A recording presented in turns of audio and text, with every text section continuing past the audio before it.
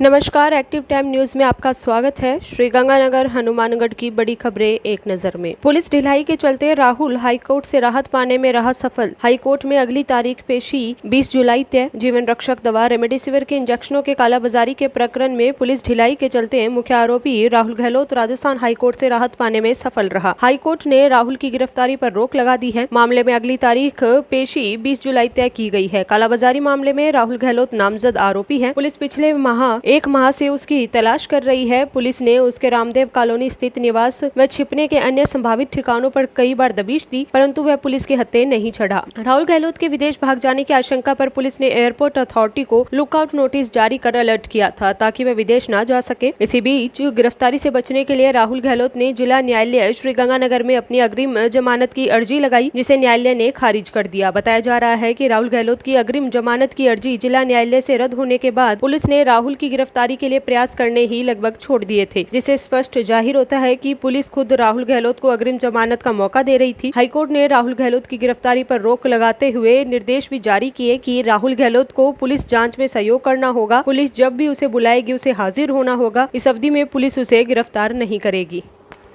Weekend curfew में बाजारों में पसरा सन्नाटा। अनलॉक 2 के तहत मंगलवार से शुक्रवार तक नई गाइडलाइन के अनुरूप अनुमत व्यापार खुले रहे। सोमवार से शुक्रवार तक बाजारों में अच्छी खासी भीड़ रही, पर ग्राहकी की दृष्टि से बाजार फीके नजर आए। 10 जून से राजस्थान रोडवेज सहित लोक परिवहन व निजी बसों का संचालन शुरू होने से बाजारों व सरकारी कार्यालयों में भीड़ तो नजर आई, परंतु ग्राहकी फिर भी कमजोर रही। आज वीकेंड कर्फ्यू लागू होने पर गोल बाजार, public park, railway station road, Dayanand मार्ग, गौशाला रोड, लक्कड़ मंडी रोड, रविंद्र पथ, पुरानी धान मंडी के तय बाजार, सदर बाजार में सन्नाटा पसरा रहा। सड़कों पर अब वाहनों की आवाजाही बेहद कम रही। प्रदेश में कोरोना संक्रमण की रफ्तार कमजोर पड़ने तथा एक्टिव केसों में निरंतर कटौती के कारण राज्य सरकार अगले सप्ताह से वीकेंड कर्फ्यू को हटा सकती है। इस बारे में सोमवार को राज्य मंत्रिमंडल की होने वाली बैठक में निर्णय लिया जा सकता है।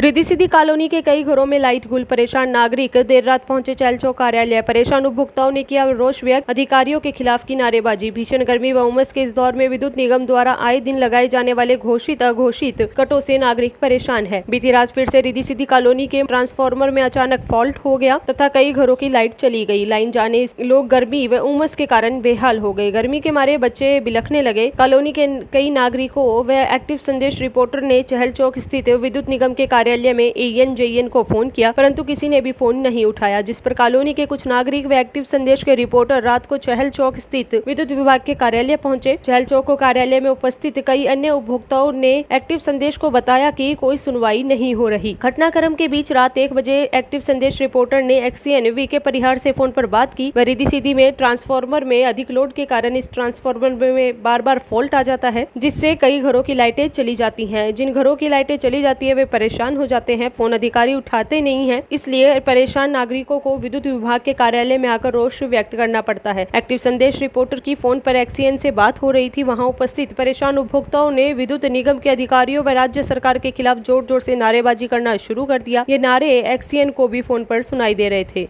OPD 10 से 20% तक बढ़ी। डॉक्टर इंदौर में करने लगे जांच। ऑपरेशन के लिए आदेश का इंतजार। कोरोना की दूसरी लहर कमजोर पड़ने और लॉकडाउन में छूट मिलने के बाद अब सरकारी अस्पताल में सामान्य OPD बढ़ने लगी है। रोगियों की संख्या 10 से 20% तक बढ़ने के बाद अब सभी डॉक्टर्स को इंडोर चेकअप करने के लिए कह दिया गया है। अब तक कोरोना के चलते एक जगह पर ज्यादा लोगों को एकत्र होने से रोकने के लिए OPD को जिला अस्पताल के पार्क में शिफ्ट कर दिया गया था, लेकिन अब ऐसा नहीं है। वही कोविड अस्पताल में व्यस्तता घटने के बाद अब रोगियों के लिए ज्यादा डॉक्टर भी उपलब्ध है। कोविड की दूसरी लहर के कमजोर पड़ने के बाद भी अस्पताल में अभी जरूरी ऑपरेशन ही हो पा रहे हैं। अस्पताल में प्रतिदिन आंख के होने वाले ऑपरेशन अभी बंद हैं। बेहद जरूरी होने पर ही ऑपरेशन किए जा रहे हैं। कोविड डेडिकेटेड अस्पताल का फर्स्ट फ्लोर खाली। ग्राउंड फ्लोर पर 32 रोगी। कई दिन से कोविड की मार झेल रहे जिले के लोगों के लिए अच्छी खबर यह है कि कोविड अब बेहद कमजोर पड़ गया है। हमारी थोड़ी सी समझदारी और नियमों की पालना इसे हमेशा के लिए विदा कर सकती है। कोरोना के घटते असर का प्रभाव यह रहा कि कोविड डेडिकेटेड अस्पताल में अब केवल 32 रोगी ही रह गए हैं। इनमें से 27 गंभीर हैं, यानी उन्हें अभी ऑक्सीजन की जरूरत है। इन रोगियों को हॉस्पिटल के नीचे के फ्लोर पर ही रखा गया है। अब हॉस्पिटल के ऊपर के फ्लोर पर बने सस्पेक्टेड और आइसोलेशन वार्ड पर ताले लगे हैं। वहीं नीचे के फ्लोर पर अलग अलग वार्डों में डिस्टेंसिंग के साथ रोगियों को रखा गया है। ऊपर के फ्लोर पर रोगियों के लिए बने खुले स्थान पर भी अब कोई बेड नहीं है। दिन में जुलसाती तपन, रात को हवा में गर्मी का एहसास। दिन और रात के तापमान में 9.4 डिग्री सेल्सियस का अंतर। दिन में आसमान से आग बरसती है, वहीं शाम ढलने के बाद भी गर्मी से ज्यादा राहत मिलती नजर नहीं आती। इस दौरान चलने वाली गर्म हवाओं का असर देर रात तक बना रहता है। शनिवार को सुबह 11:30 बजे और शुक्रवार मध्य रात्रि के तापमान में महज 6.4 डिग्री सेल्सियस का ही अंतर रहा। वहीं दोपहर 2:30 बजे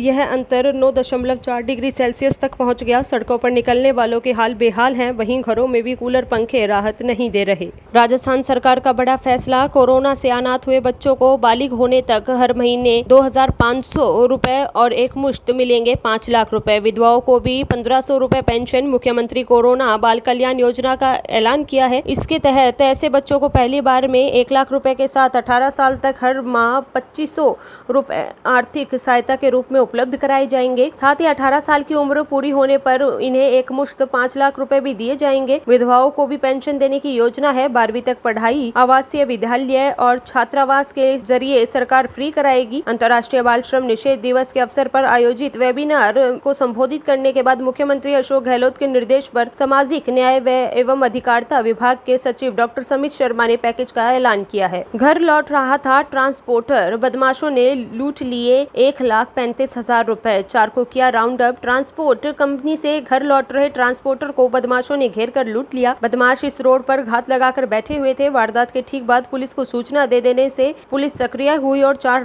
लोगों को राउंड अप कर लिया। पुलिस अभी वारदात से संबंधित तथ्य जुटाने में लगी हुई है। ट्रांसपोर्टर नरेश कुकड़ रायसिंह नगर चौराहे स्थित अपनी ट्रांसपोर्ट कंपनी से घर की तरफ लौट रहे थे। ट्रांसपोर्ट कंपनी इससे थोड़ा आगे चलते ही घात लगाकर बैठे 3-4 युवकों ने उन्हें घेर लिया। नरेश कुकड़ को समझ पाते इससे पहले ही आरोपियों ने उनसे मारपीट शुरू कर दी और उनके हाथ से रुपए से भरा बैग छीनकर फरार हो गए। घटना के समय कुकड़ के पास 1,35,000 रुपए थे। घटना के ठीक बाद कुकड़ ने वारदात की सूचना अनूपगढ़ पुलिस को दी। इससे पहले पुलिस सक्रिय हो गई और गश्ती दल को भी घटना की जानकारी दी। गश्त कर रहे पुलिस दल ने तत्काल कार्रवाई शुरू कर इस मामले में 4 लोगों को राउंड अप कर लिया है। पुलिस इन लोगों से पूछताछ कर रही है।